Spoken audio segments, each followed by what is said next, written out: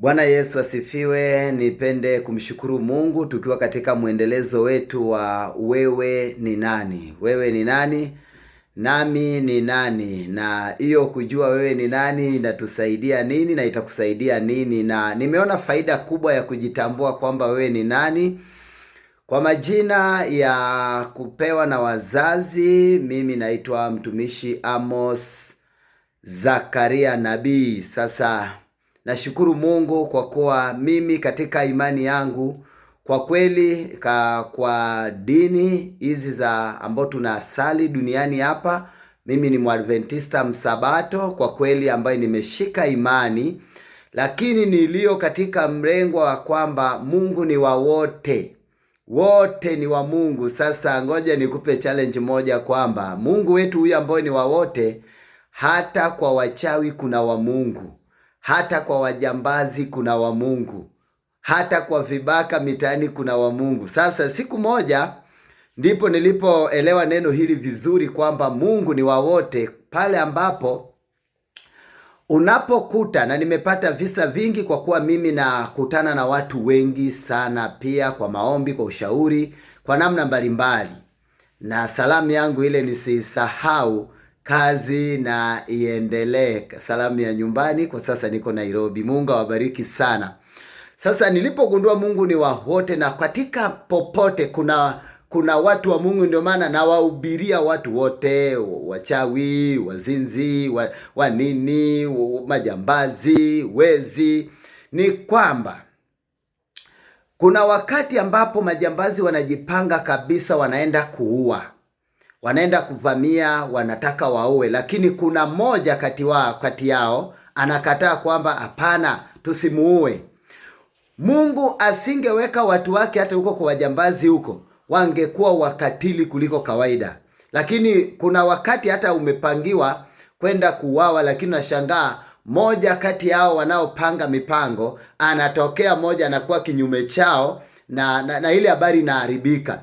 Huyo ni wa Mungu. Sasa Mungu ana watu wake. Hata wachawi wanasema kwamba tunaua mtu, tunaua huyu, tunamuua, lakini moja anasema huyu tusimuue, tumwache. Ngoja nikwambie, popote kuna wa Mungu. Ndio maana kuna kitu tunataka tujifunze leo. Wewe ni nani? Nimejikuta jambo moja ambao nataka tuangalie leo, alafu tuombe, na itanguliza tu kama muktasari, alafu tutaiendeleza vizuri kabisa kwamba unaweza akili, kwamba nitumie akili. Nitarudi kwenye mafungu katika somo inayofuata. Akili zamani niligundua kwamba akili mtu anazaliwa nayo, ndio jinsi alivyo. Nikagundua kumbe zaidi Yohana alivyosema kwamba watu wakamuona tofauti. Kumbe kila mmoja aliyemuona Yohana alimuona Yohana katika mazingira yake, na katika alivyofundishwa na alivyomweka kwenye kichwa chake. Sasa nikajikuta kwamba kumbe akili inaweza ikakufanya ukaishi tofauti na wewe. Na kwa kweli, na ukiama utajikuta unaishi tena akili nyingine. Kumbe akili mtu anapewa kulingana na mazingira anayoishi, kulingana na anayosoma, kulingana na anayosikia, kulingana na anayosema, mazingira yake inafanyaje. Ndio maana ukiishi kwa wavuvi utakuwa na akili ya wavuvi.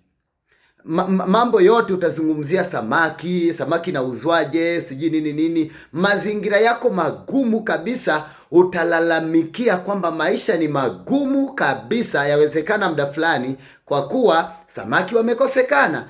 Kumbe maisha yako katika kutafsiriwa umeitafsiri kwenye ziwa, lakini kumbe kuna wengine maisha ni mazuri lakini hawako ziwani.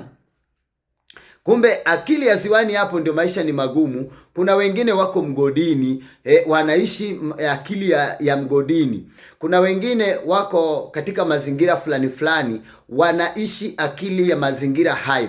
Kuna wakati pia dunia imetusababishia. Ndio maana Biblia inaposema msifatishe namna ya dunia hii. Nitawasomea katika mafungu yetu yanayofuata huko mbeleni. Msifatishe namna ya dunia hii. Kuna wakati hatujaishi sisi, ila tumeishi akili za watu fulani katika dunia, ambayo imesababisha tukaishi hivyo. miongoni kuna wakati fulani umeishi madeni, lakini kumbe kuna nafasi ya kuachana na madeni. Mimi mwenyewe nilitokea nikaishi madeni mpaka nikashindwa, mengine hata nilipeje, nifanyeje. Lakini kumbe kuna option ya kuishi. Unaweza ukaishi bila madeni na maisha yakaenda tena. Nimeangalia kuna akili unaweza ukaishi kwamba mshahara hautoshi, lakini sasa chukulia mfanyakazi wa ndani ambaye analipwa mshahara mdogo anasema mshahara hautoshi. Anayefanya kazi ya serikalini, anayeajiriwa mwalimu, mshahara hautoshi. Anayefanya kazi mpaka wa juu kabisa, ukimuuliza hatakwambia mshahara hautoshi. Mimi hapa nimetokea, nilikuwa napata, kuna kipindi nimefanya kazi nilikuwa napata 2 milioni na kwa mwezi, lakini niliona kama ile hela haitoshi. Lakini kuna kipindi nimeishi hadi kwa kupata 200,000, 300,000 kwa mwezi, lakini bado naiona haitoshi, lakini bado nimeishi. Lakini niliporekebisha akili yangu nikajikuta kwamba kumbe kuna mambo yanatafsiriwa tu na akili, lakini unaweza ukaishi nje ya akili yako. Kama mazingira moja pia, ukiona mazingira haya, akili ya mazingira hayo yanakuweka katika mazingira fulani, kumbe ukihamia mahali fulani unaweza ukakuta watu wanaishi akili tofauti. Example, sasa hivi naishi Nairobi. Naishi Nairobi kwa utumishi na nyumbani ni Tanzania, bado naishi pia Tanzania. Lakini ni kila mazingira ambayo nimepita, nimetembea sehemu mbalimbali, nimekuta ukifika mahali fulani unakuta kuna akili ya mahali hapo. Lakini kumbe mahali fingine pia kuna akili ya mahali hapo. Kuna akili ya mkulima, kuna akili ya mfanyabiashara, kuna akili ya mfanyakazi. Kuna akili ambayo inaweza ikasababisha, kuna wakati tumeishi na akili kuna mambo mbalimbali ya akili ambayo inashughulika, ambayo leo nataka tu kwa kifupi tunaongelea hivyo, na Mungu atatubariki sana ili tunapobadilisha mtazamo wetu kupitia akili yetu. Yes, akili yetu tukabadilisha kabisa na tukaishi katika mrengwa tofauti, kwamba kumbe yanawezekana. Kuna wakati tumeishi kwamba nilisema kwamba usilaumu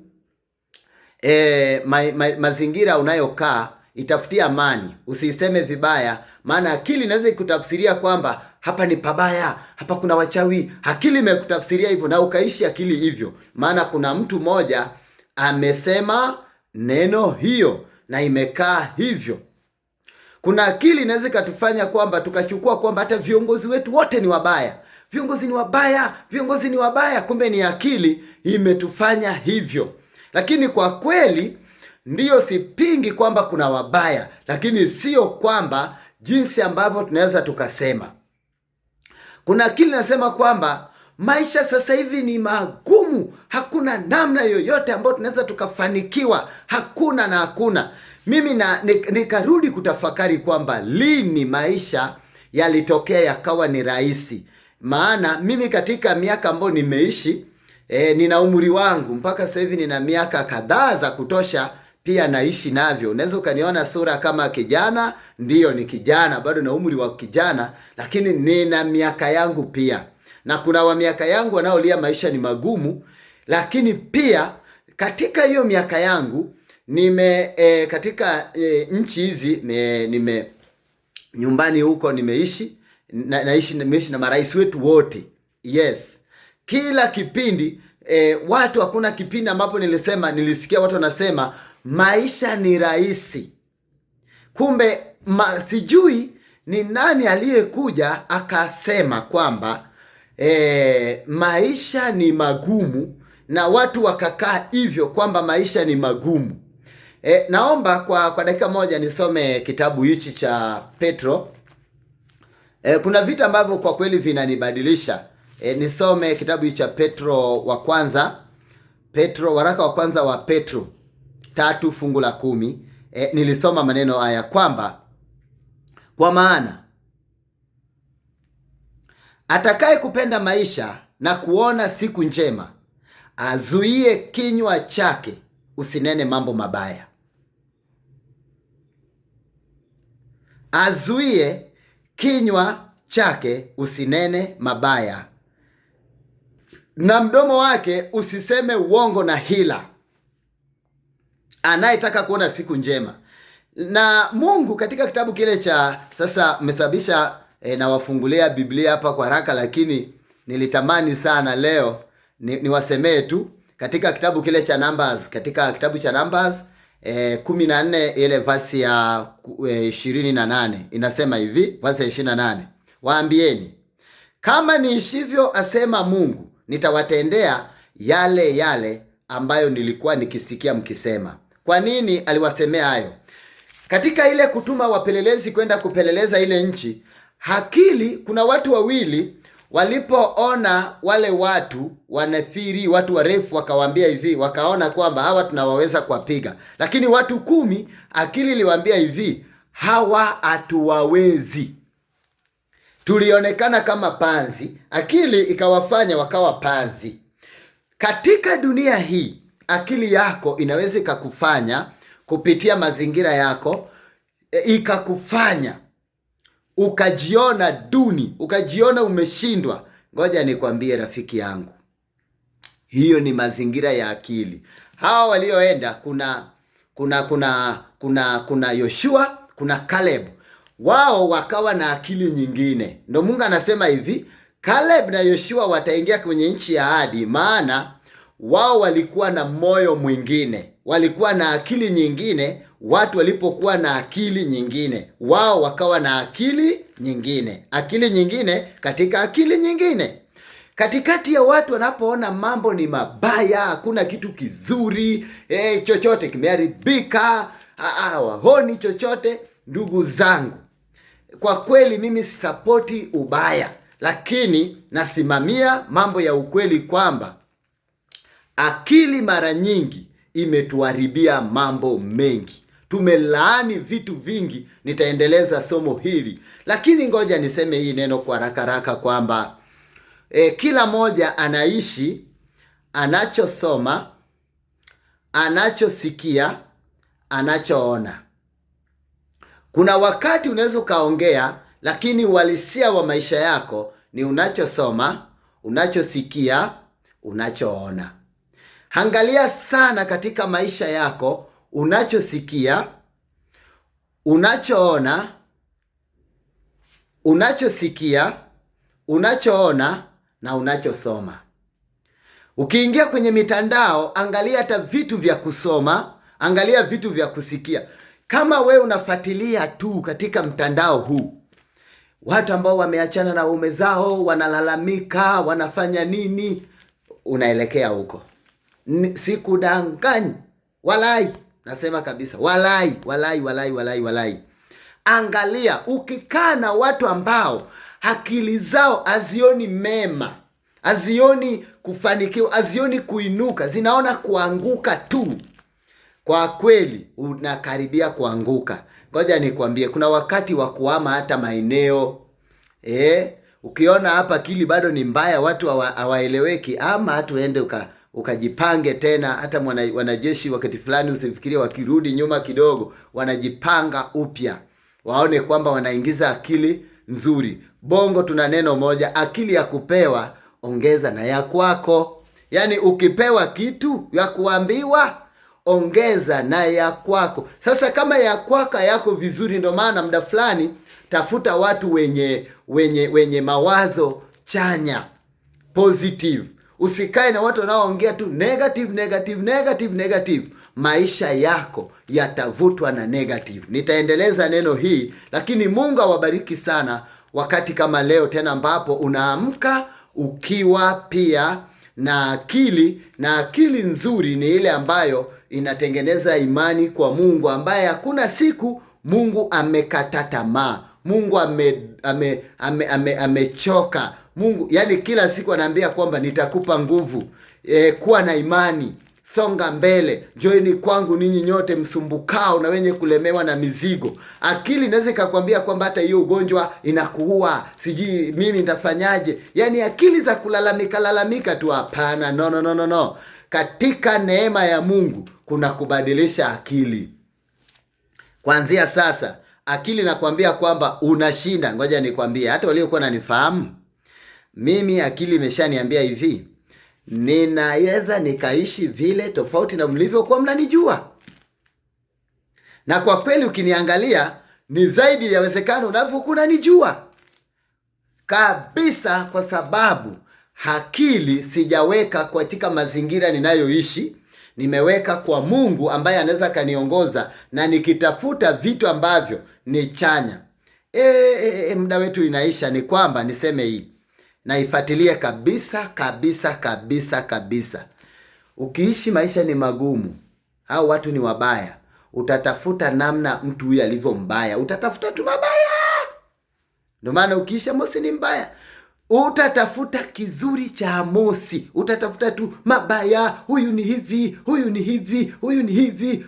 Ukisha hata wanawake ni wabaya, yani hata utaoa, utasema utatafuta tu walioachana, huyu mwanamke amefanya hivi. Na ukiishi wanaume ni wabaya, hata huyo mme wako uliye naye utamwacha ni mbaya, maana utatafuta tu mabaya yake siku zote, hakuna siku utatafuta mazuri yake. Hata bosi wako ukiishi ni mbaya, hakuna siku watu utakuwa naye na amani, yani atakuwa mbaya mpaka Mungu akubariki. Maana leo upate kuwa na amani kwamba kumbe kuna Mungu ambaye ni mzuri, na Mungu akubariki. Mimi ni mtumishi wa Mungu naye sema maneno haya, na ubiri ujumbe wa Mungu, na ubiri sehemu mbalimbali, na shiriki na watu maombi, na Mungu naona matendo yake makuu, maana anatenda kupitia wanadamu kwa uweza wake mkuu, kupitia nguvu ambaye ameweka ndani yetu. Akubariki sana hata napokuombea wakati kama huu. Baba, ninakushukuru kwa kuwa unatubadilisha kutoka katika mtazamo ambao tumeletewa na mazingira, jamii tunayoishi, na jinsi ambavyo walitusemea na tulivyosoma na kusikia na kuona. Asante kwa kuwa ulitufundisha kwamba katika kile kitabu cha Wakorintho wa pili 5 fungu la 7 kwamba tunaishi kwa imani, si kwa kuona. Kwa imani tunaishi na akili nyingine kwamba Baba ulishinda na unatupenda, nasi katika pendo tutashinda. Asante kwa ushindi wa siku ya leo, ambapo washindie watoto wako ambao kwa kweli wamebadilisha akili, na watakuwa na akili nzuri, na watapona, watafanikiwa, watafanya tena mambo makubwa. Ni katika jina la Yesu Kristo, amen.